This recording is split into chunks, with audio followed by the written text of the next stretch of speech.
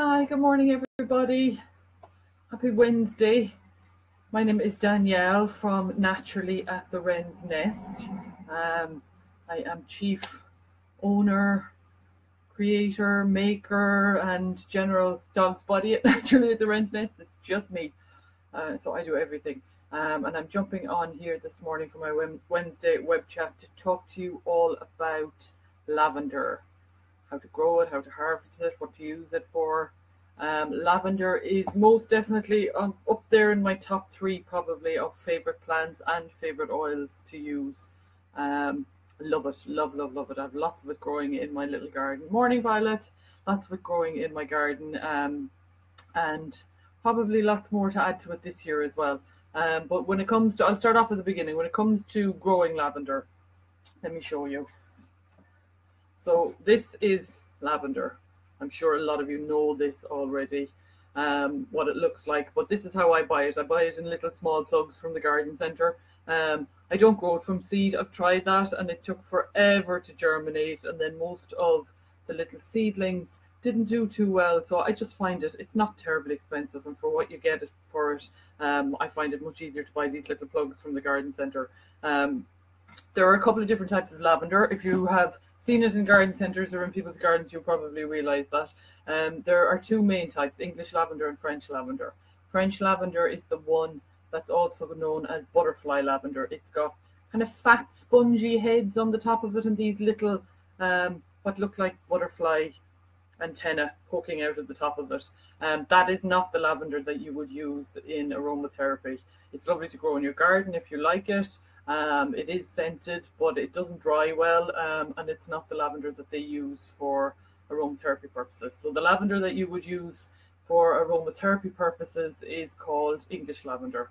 You will see the name lavender augustifolia. It's also often called lavandula vera. It is English lavender you're looking for, and the way you will know it is it has thin spikes at the top of it. It's not spongy, it's not fat or fleshy, it's got kind of thin spikes at the top of it.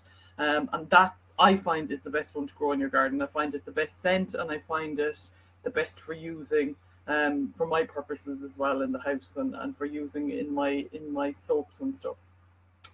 So if you want to grow lavender in your garden, there are two things you need. Morning, Alison. There are two things lavender needs. It's the sunniest spot in your garden and also really good drainage. It will grow well in the ground, and it will also grow well in a pot. It doesn't need rich soil. It will grow well in poor soil, but it does need good drainage, and it does need full sun. So not a plant to grow in a shady spot in your garden.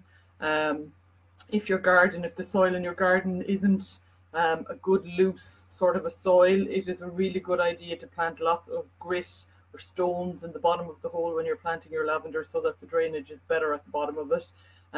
It really is best to grow it in somewhere where the soil isn't great. That's the good thing about lavender. It's not difficult to grow. It doesn't need a lot of faffing. Once it's planted, that's it. If you're growing it in a pot, I would say mix half multi-purpose compost with half grit. That's the sort of mix you want to have. It's just so that if it rains heavily, which it tends to do in this country, the water isn't sitting in the bottom of the pot and rotting the roots. The water needs to be able to run freely from the bottom of the pot. But if you do those couple of things, lavender will grow really well in this country. I have lots of it growing in the garden, in the ground and in pots. Just make sure, sunny spot, really good drainage. If you plant a little plant, say about that size, so there's two plants in there, so if you take one of those and plant a little one about that size, that will probably be about maybe 6 times that size by the end of this summer. They grow really quickly, and they bush out really well, and you will get lots of flowers on it. You don't need to worry about watering it. Lavender is a Mediterranean plant, so if you think of where it comes from originally, it's dry, it's baked, it's used to dealing with quite harsh weather conditions, so you don't really need to water it unless you had baking heat for weeks on end. Give it a drop of water then, but it doesn't need a lot of watering. When it comes to harvesting the flowers on your lavender, it's lovely to leave them on the plant. You can enjoy them in the garden, especially if you have them planted somewhere where you're sitting when you're out in the garden. You can run your hand along it and you get that waft of lavender. It's fab. But if you wanted to cut some of the flowers and bring them in, you literally just take the flower spike. It's a good idea to cut the lavender flowers before they come into full flower. If you look at the tiny little lavender head, say in about August, you will see tiny little flowers coming around from around the top of the lavender head. Try and cut the lavender before it gets to that stage, because I find the scent is stronger if you cut it before it kind of breaks into all these little blooms. So you'll have your flower spike. Literally just follow from the flower down to the end of the stalk, and where it meets the bushy part of the plant, just break it off. You can use a secateurs or a scissors, or you can just break it off. They're quite brittle. Pick as much of it as you want. They will regrow really quickly on your plant, so don't worry about taking all the flowers off your lavender plant. In a couple of weeks' time, there'll be more there, and it will grow right up until the winter, as our weather is usually quite mild in the autumn. So take a big bunch of lavender, bring it into the house, tie it up, and hang it upside down somewhere warm. I usually have some hanging in my hot press. I usually have bunches of it hanging out of every available space in the kitchen. The one thing I would say is, if you want to make sure that you keep the color really bright in your lavender, you don't want it to fade. Obviously, you wouldn't put it somewhere in really bright sunshine, but you can hang it anywhere in your house to dry, and it will dry out pretty quickly if it's quite a warm, if the weather is quite warm. I find within 2 weeks it's completely dry. A little bit quicker if it's hanging in the hot press, but you can hang bunches of it anywhere around your house. So this is a bunch that I dried last summer. You can see I literally just tied some twine on the end of it and just hang it upside down somewhere, and it'll dry, and it looks really pretty while it's drying too. And you can see the color of that, it's still really vibrant. So once it's dried, gosh, you can do lots of things with it. You can leave it hanging where it is because it'll smell amazing, and every time you pass it by, just do that, just kind of give it a squeeze, and it releases all that scent, and it's just fabulous. If you're having a stressful day, honestly, just stick your nose in that. You'll feel better instantly. So what you can do with it after it's been dried, a couple of things. You can leave it as it is, hanging in bunches around your house. It'll be absolutely gorgeous. What I do is get lots of these little small bags, and I fill them with dried lavender, and I hang them from my door handles. So when you're opening and closing the door, that's wafting, and you're getting that little bit of lavender scent. Yeah, it has violet. It really does keep its color really well. But yeah, if you hang these in little places around on your door handles, and as you open and close the door, the smell of lavender wafts. And that has been in that bag probably for 2 years now, and it still smells. And you give it a little bit of a squeeze, and it still smells. It's amazing. You can hang those little bags in your wardrobe. You can put them in your clothes drawers. They will keep your clothes really fresh. They're a really good for keeping away insects or moths out of your wardrobe if you have that issue. Morning, Maura, how are you? So really good to keep your clothes smelling amazing. Really good to keep your house smelling amazing. You can also bake with dried lavender. If you use English lavender, you can use the dried flowers to bake. I have made lavender cake. It's like a Madeira cake with lavender. I have made lavender biscuits.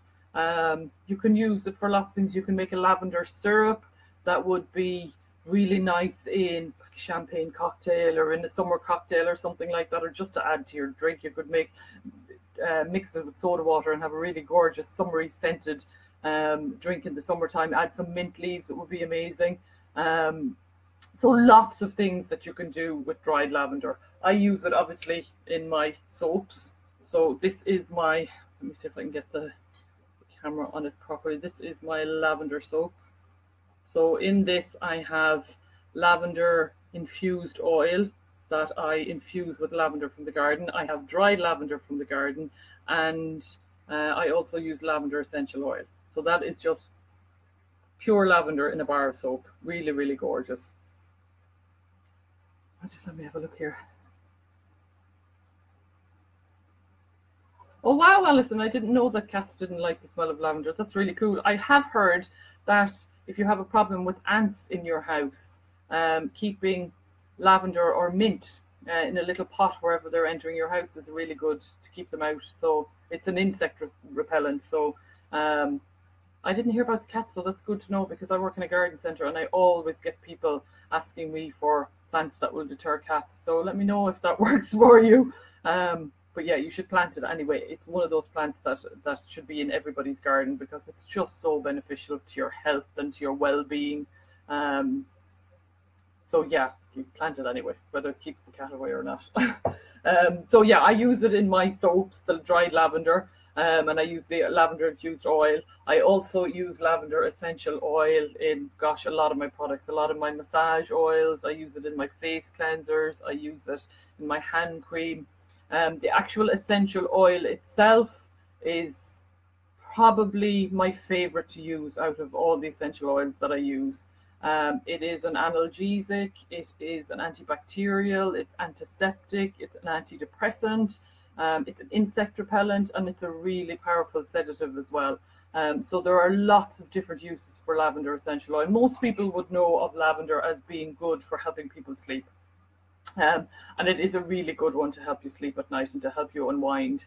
It is a sedative, as I said, so it helps the body to slow down, it helps the mind to slow down, and helps you to just kind of switch off at the end of the day. Really good if you do struggle with sleeping and unwinding at the end of the evening. Put a couple of drops of neat essential oil on your pillow, on whichever side you sleep on, and that will help you to nod off and into a really deep sleep as well. I was using it at one point for that, and it really does make a difference. It's also a good one if you have kids that are struggling to unwind at night, or you have children who are quite fractious going to bed at night. A couple of drops of that on their pillow, maybe just one or two for those, on either side of their pillow. And it's also really good to just put a drop or two here on their pajamas or their nightdress going to bed. It will help to unwind and calm down the child at night time too. Let me just have a look here. Yes, brilliant for exactly more, just what I was saying. Definitely brilliant for them to help to get sleep. Really good.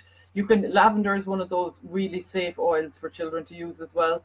Even for small babies, you can put a drop, just a single drop of lavender in their bath water for small babies, to help them unwind. Really good if the baby's quite colicky and quite agitated in the evening time. What's really important though is that before you put that drop of water or that drop of essential oil in the water, you need to dilute it with either a tablespoon of oil, like you can use almond oil, olive oil, or you can dilute it in a tablespoon or two of vodka.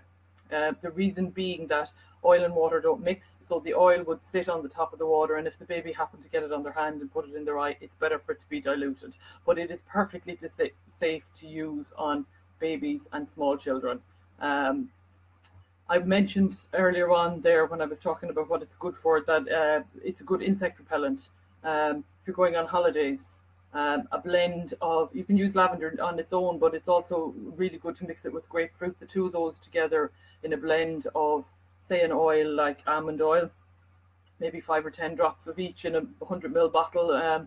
Mix it up and put that on your skin before you go out. If you're somebody that suffers with getting bitten on holidays by insects, it's a really good insect repellent. It's also really good if you do get bitten by insects, which I do a lot in the garden in the summertime.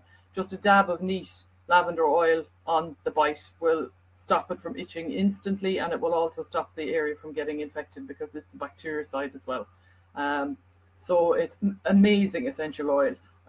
It's an antiseptic and analgesic, which means that it will prevent infection in a wound, and it will help with the pain side of things. They used to use it back when they first discovered that lavender was good for these things. They used to use it in surgeons in wars and stuff used to use it for healing burns and on open wounds and stuff like that, because it helps with, as I said, preventing infection. It helps with slowing down the blood loss. It promotes rapid healing of the skin, and it also encourages the skin to regrow. So it promotes new cell growth in the skin. So that's what they used it for back then, hundreds of years ago when they first discovered. So how we would use it really is just if you get a cut or a burn, you can put neat lavender oil on it. It is a safe, completely safe oil to use neat on the skin. If you feel a bit unsure about that, then dilute it in a tiny little bit of olive oil or a drop of vodka or something like that. But it is perfectly safe to use. I have used it neat on my skin after I've burnt my hand off the oven. I have used it from, when I get bad cuts or scrapes in the garden.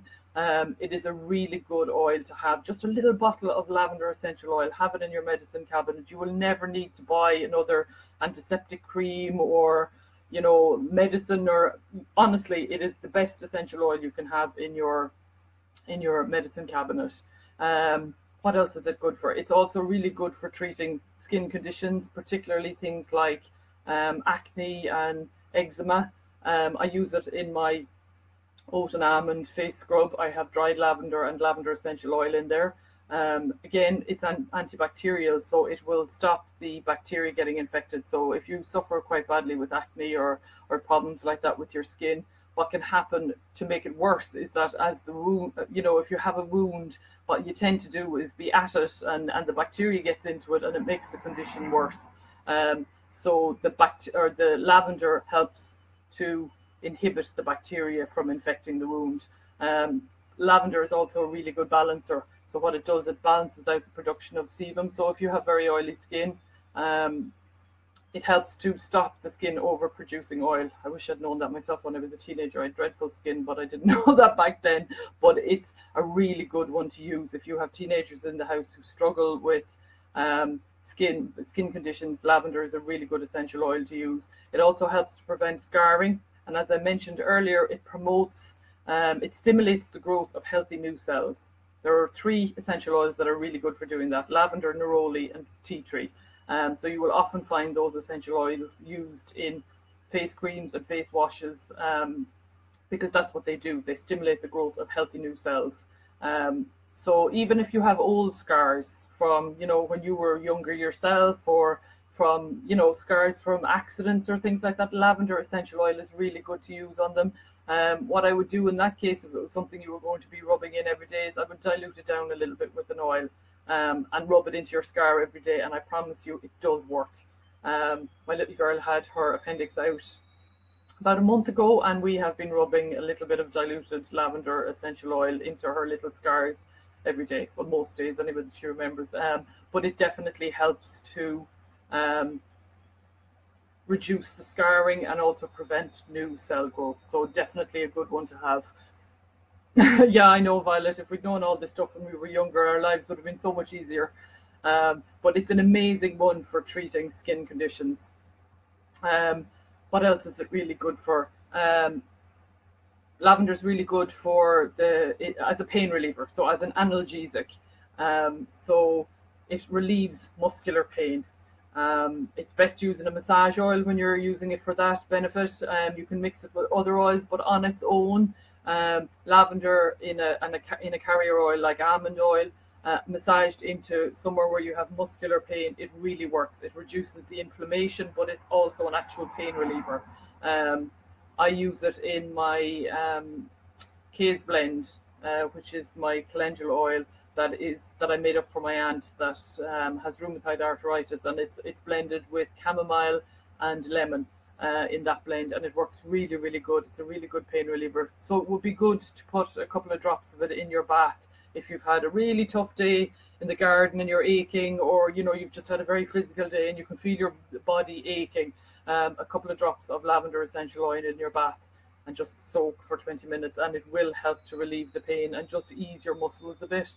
So that's all the physical ailments that lavender would help with, but it's also very good for treating emotional issues as well. It has the ability to restore. It has the ability, how would I put it best? It has the ability to restore an unbalanced state of mind to a balanced state of mind.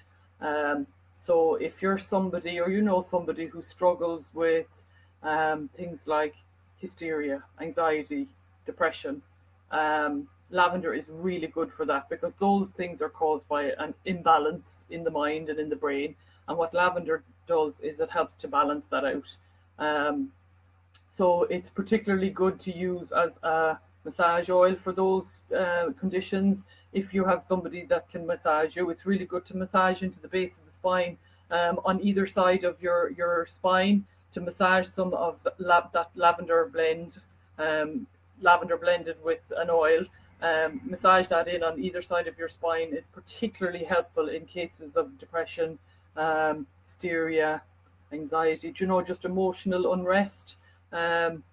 Really good for that. If you don't have somebody who can massage you, if you're on your own, and you need help, your bottle of lavender oil again, and massage it into your temples. You can massage it along the tops of your eyebrows, that bony sort of part of your skull that you can feel there, that ridge along there. You can massage a drop there, but I find it particularly good to massage it into your temples. You can also massage it in behind your ears, I often put it at the back of my neck as well. I find it a good spot. It's quite effective. You can put a drop on the top of your head too. But it's very good for just allowing the mind to balance itself. So if you're feeling stressed or you're just feeling generally out of sync, lavender essential oil is really, really good for just getting the balance back. I have a new product in the pipeline at the moment that will probably be the summertime now before it's coming out, but I'm creating little concentrated blends of oils in a little roller bottle. So you'll be able to roll it onto your temples or onto your neck, or, you know, behind your neck or on here.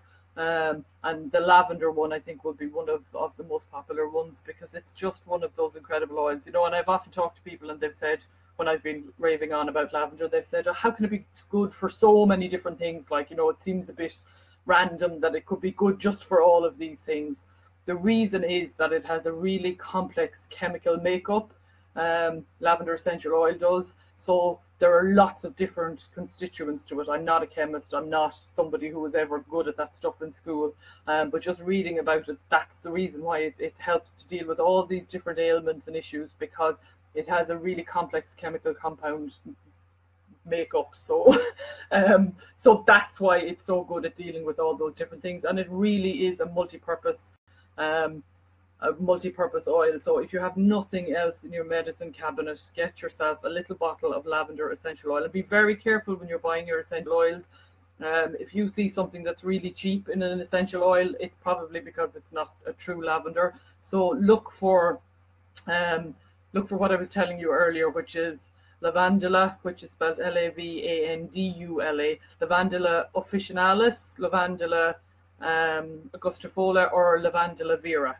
They're the ones you're looking for. You don't want a blended oil, because a blended oil usually means that it's been mixed with a carrier oil like grapeseed or almond oil, so it will be a diluted version. So you look for a pure lavender essential oil. If you have any questions about that, you can ask me. You know, you can mail me or whatever. But it's the one thing I would recommend everybody has in their medicine cabinet above tea tree. Tea tree is another good essential oil. I'll talk about that another day. But lavender really is the multi-purpose one. It is the one that will sort out absolutely everything. And it's not terribly expensive. You'd probably get a little bottle of it for about maybe €7 or €8. You can get more expensive ones, but it is definitely one that I would recommend you having in your medicine cabinet. And grow some. I've just told you how easy it is. It needs two things. It needs good drainage and it needs full sun. Buy yourself a little pot, plant yourself a pot of lavender by the back door. Every time you go in and out, you can brush your hands off it and you get that waft of lavender. And in the summertime when the sun is shining, which apparently it's going to do a lot of this year, there's nothing like the smell of lavender in your garden. And to be able to cut it then and bring it in and hang it in the house and have it in the house for the winter time, you know, when the weather is really crap, you can have lovely little bunches of this hanging around your house. There's nothing like it. So that's it. I think I've covered everything. I'm just looking at my little notes around here to see, did I cover everything I was going to talk about? Lavender and tea tree are my medicine cabinet. Yes, Maura, absolutely. That is so true. Lavender, tea tree. I would add chamomile to that list too, if you want to add an extra one, but I'll talk about that another day. So that's it for today. Hope you enjoyed my talk about lavender. Thank you so much to those of you. Hi, Christina. Thank you so much to those of you who joined in this morning. And I will put the link to my shop below, and maybe the link to the individual products that have lavender in them as well. And hope you enjoyed it. Have a lovely day, everybody. It is after getting very grey outside my window at the moment. It doesn't look like a sunny 17-18 degree day out there, but hopefully that's going to improve before the day finishes. I've already done my walk, so I won't feel too bad about it. And I'm off to see a friend's new baby this evening, so I'm very excited. So have a lovely day, everybody, and I will talk to you all next Wednesday. And that's it from me for today. Bye.